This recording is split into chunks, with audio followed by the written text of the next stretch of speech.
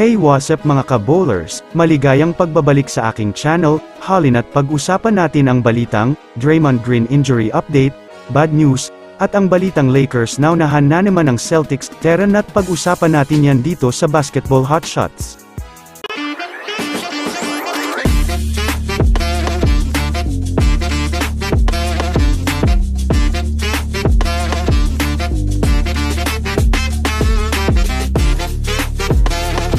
Una nga tayong ako mga ka-bowlers patungkol sa balita sa kupunan ng Los Angeles Lakers. Alam naman nga po natin sa ngayon mga ka-bowlers na tuluyan na nga pong nakuha na ng Boston Celtics itong si Jrue Holiday. Para nga sa kaalaman ng lahat mga ka-bowlers, ng mga nakaraan, isa nga ang team ng Lakers sa gustong-gusto makuha itong si Holiday. Ayun nga sa NBA insider na si Brian Windhorst, pinag-uusapan na nga daw sana ng Lakers na i-let go na o bitawan na ng Lakers, itong si D'Angelo Russell upang makuha lang itong si Jrue Holiday, na alam natin isa nga ito sa magagaling na guard sa liga at masasabi nating malakas, pagdating sa depensa.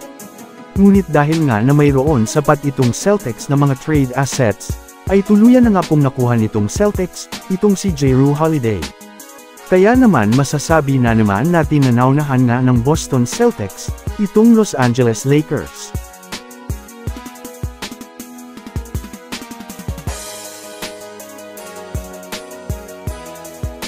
Ako naman tayo dito sa balita sa kupunan ng Golden State Warriors.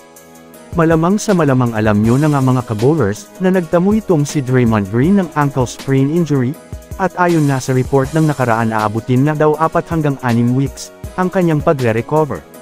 Well, bad news nga mga ka-bowlers na masasabi ang balitang ito patungkol sa kondisyon nitong si Green, dahil maaring mamimiss nga nito ang iilan sa kanilang mga laro sa pagsisimula ng regular season. Ngunit ano na nga ba ang kalagayan nito sa ngayon? Well, ayon nga sa aking pananaliksik sa ngayon nga daw, ay kailangan nga ni Draymond Green ng mahaba-habang pahinga. At pag-recover nito ay dahil sa kailangan nga daw nito na makabalik sa team, na walang halo man na mga issue, na makakaapekto sa kanyang paglalaro. Kaya naman sa ngayon nagpapahinga na nga itong si Draymond Green, at nanatiling silensyo sa kanyang kalagayan. So that's it for today's video mga ka-ballers. Yan lang ang ating pag-uusapan sa ngayon. Pindutin na ang subscribe, and hit nyo na rin ang notification bell, para sa mga susunod na update sa mundo ng basketball. Again, this is Basketball Hotshots. Thanks for watching.